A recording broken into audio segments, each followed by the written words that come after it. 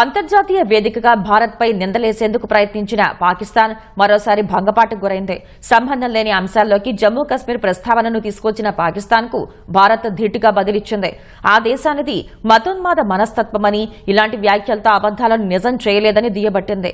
అంతర్జాతీయ ఇస్లామోఫోబియా నిర్మూలన దినం సందర్భంగా అమెరికాలోని ఐక్యరాజ్యసమితి జనరల్ అసెంబ్లీలో ఓ సమావేశం నిర్వహించారు. ఇందులో పాకిస్తాన్ ప్రతినిధి ఆ దేశ విదేశాంగ శాఖ మాజీ కార్యదర్శి తెహ్మీనా జంజువా కశ్మీర్ అంశాన్ని ప్రస్తావించారు. దీన్ని భారత్ తీవ్రంగా ఖండించింది. న్యూయార్క్ లో ఐరాసకు భారత శాశ్వత ప్రతినిధి పర్వతనేని హరీష్ పాక్ తీరును ఎండగట్టారు.